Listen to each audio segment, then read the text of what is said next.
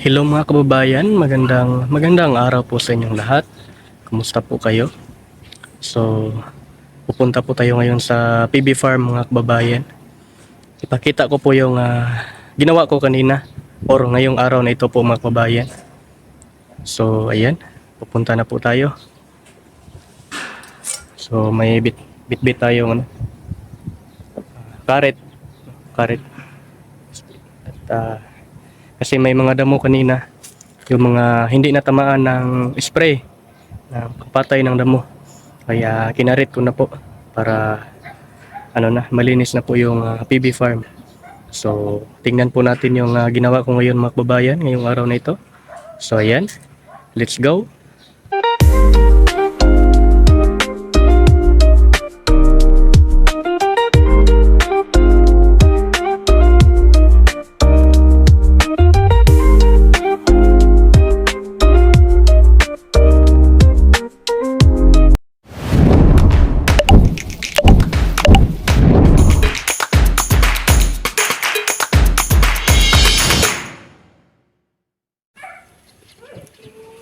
Ayan mga kababayan, yung mga damo ay patay na po.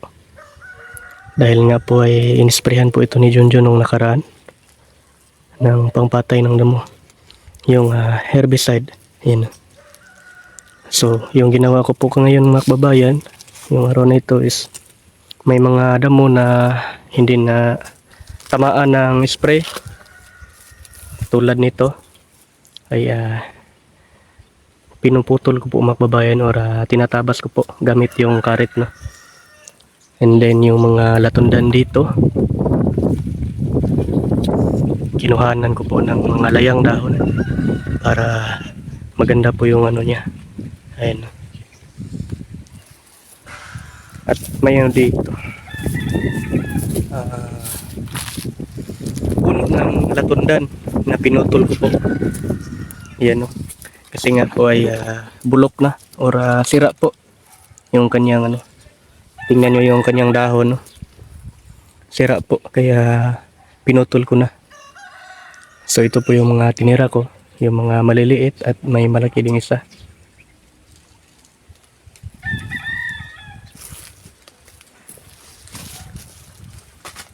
Din dito din po yung latundan dito.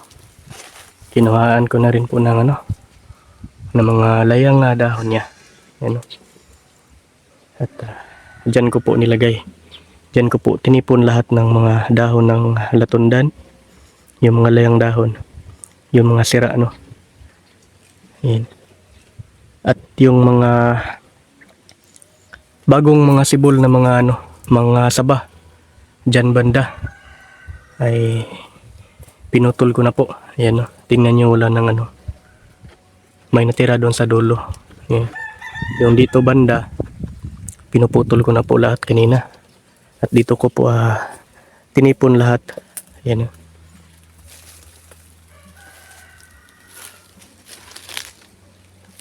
At pag maano na ito, malaya-laya na, pwede na itong sunugin. Ayan.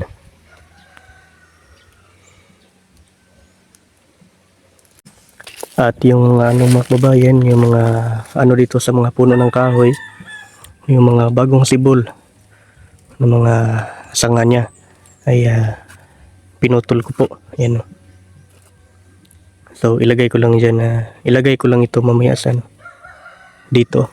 Dyan. Nakalimutan kong ilagay dyan yung yung sanga na ito, yung mga dahon. At ang lalaki na ng mga dito. Mga lakatan na tinanim ni Junjun. Yung 4 na puno ng lakatan. Yan isa, 2, 3, 4. At may mga damo. So, inano ko na rin kanina. Yan dinamuhan ko na gamit tong karit po. Yan. At may bago na namang saging na bago lang na kinuha na ng puso. So ayan yung kanyang tumutulo pa.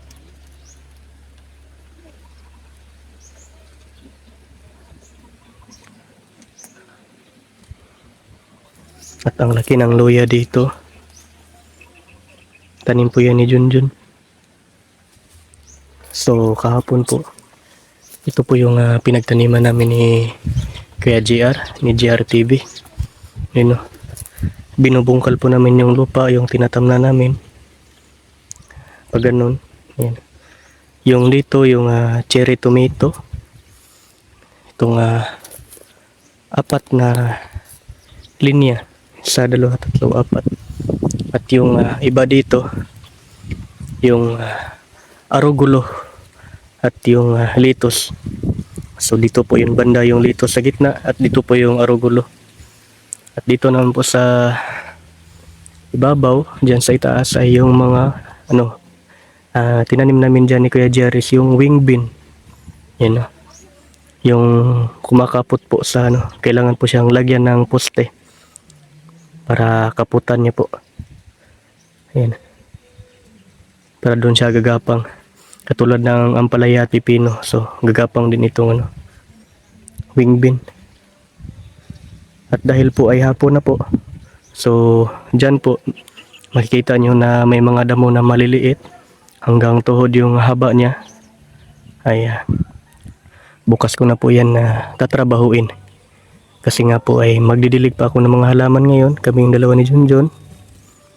So bukas na po yan. Yan o.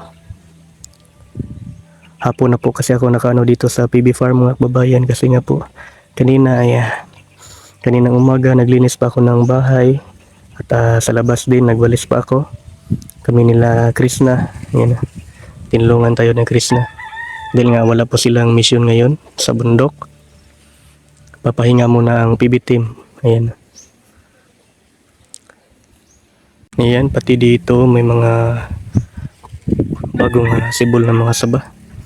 So ayan, hanggang doon sa may So ito po lahat ay bukas ko na po tutrabahuin. At yung mga yung mga malalaking saba na yan, kailangan din niyang putulin kasi nga mga sira po.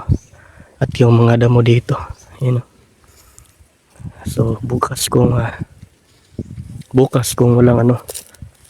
walang ibang gagawin, kung walang iutos si Sir Paul sa amin, so dito po ako bukas mga kababayan tingnan nyo naman yung mga dito, mga sira itong mga saba na to. Yan. At ang laki na ng durian dito. Kasi nga hindi po siya masyadong naiinitan dahil may mga saba, may mga saging.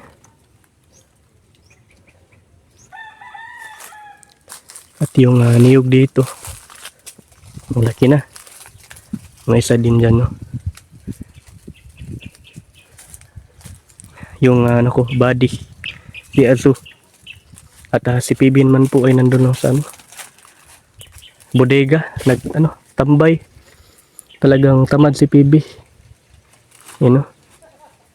di katulad ni Aso na kung saan kami pupunta ang dalawa ni Junjun o sino man sa amin dito sa Pibi house ay po siya, susulpot na lang po bigla sa likuran mo, o sa harapan mo. Aso, dali.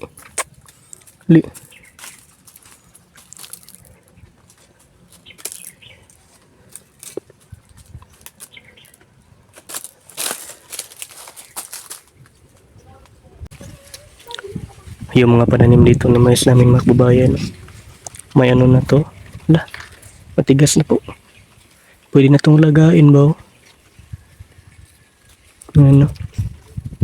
Pwede na to, anagon na anagon kasi tawag sa amin dito mga kababayan yung ganitong mais.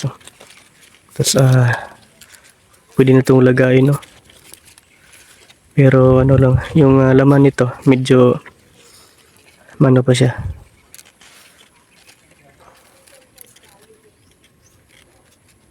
Grabe ang lalaki ng mga bunga ng mais dito. Yan, ang tataba kasi ng lupa.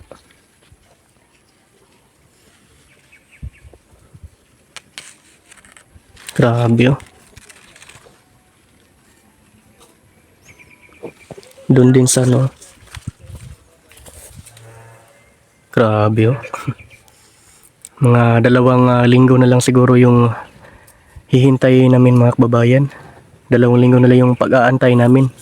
At makatikim na kami ng nilagang mais no, na tanim namin dito sa PB Farm. Ayan. Kasi nga ay February na po. Mga February 15 or line of 2, makalaga na po kami ng mais po. Ayan.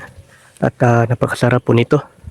At kung bibili ka po sa ano nito, yung mga tinda, yung mga luto na, ay talagang napakamahal po. So dito libre po yung nilagang mais. Ayan oh. At ang lalaki pa ng mga bunga. Pati yung mga sitaw dyan oh, grabe. Sa sobrang dami ng bunga, hindi na lahat makbabayan. Marami na mga bungang hinog na naiwan po. Yan oh. At mga magulang na po yung niya. Gulang na po yung bunga ng sitaw, yung iba. So pahinugin na lang po yan para yung mga buto itanim muli. Yan oh.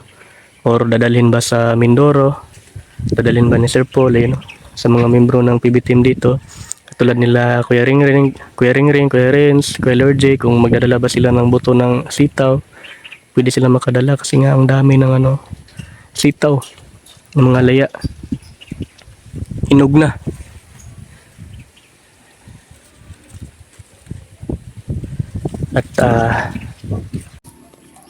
At ako po ay uuwi na po ng PB house sa bahay. Kasi nga po ay magdidilig pa ako ng mga halaman dahil hapon na.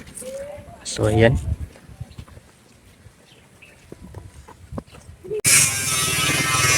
Yan mga kababayan. So ngayon po ay hapon na. Kailangan ko nang magdilig ng mga halaman. So 4:30 na po. Ayan, magdilig na po ako ng halaman. Yun lang po. Ako si Melvin, pasulyap-sulyap, patingin-tingin sa paligid-ligid ng harden. Kasama si Junjung at PB Team, maraming gulay aking kakainin. Para si Madam, di nabibili ng vitamins, di na ako liliparin ng hangin. Pag ako'y nagkamasal, huyok kayo sa akin. Ako ang katuwang ni Junjun, pagwalis ng mga dahon. Ako si Melvin, madalas nasa harden, inalagaan mga pananim kasama ang PBT. Melvin, madalas nasa harden, inalagaan mga pananim kasama ang PBT.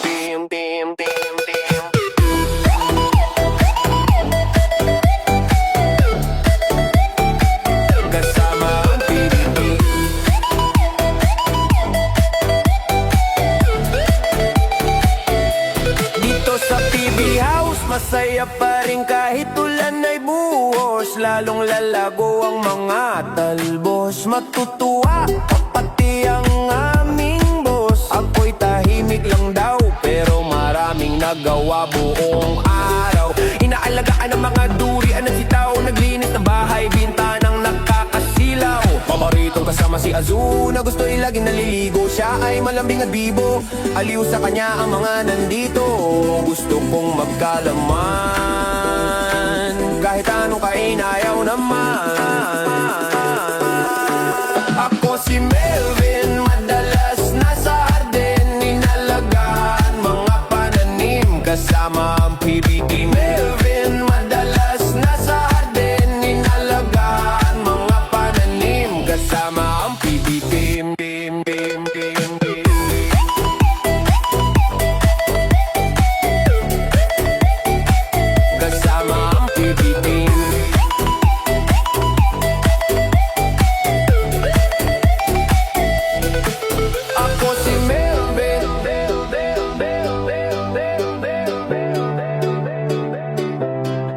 Ako si Melvin,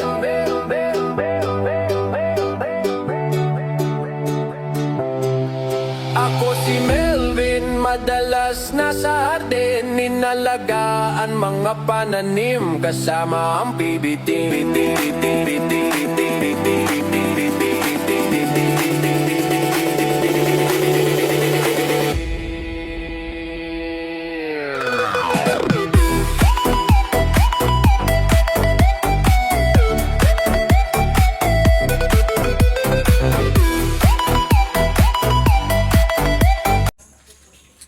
Yan mga kababayan, maraming salamat po sa inyong panonood ng vlog ko ngayon dito sa PB House at sa PB Farm. Yan yung pagpunta ko kayo na sa PB Farm, pagdili ko dito sa mga halaman. Yan. Maraming salamat po at sa mga walang sawang suporta niyo po. Maraming salamat po sa mga hindi pag-skip ng mga ads. Ayan. Thank you very much po talaga. And God bless you po mga kababayan. Ingat kayo palagi saan man kayo naroroon. Yung mga OFW nating mga kababayan, ingat kayo palagi diyan sa inyong kanya-kanya mga trabaho. Hanggang dito na lang po mga kababayan. God bless you po. Bye-bye.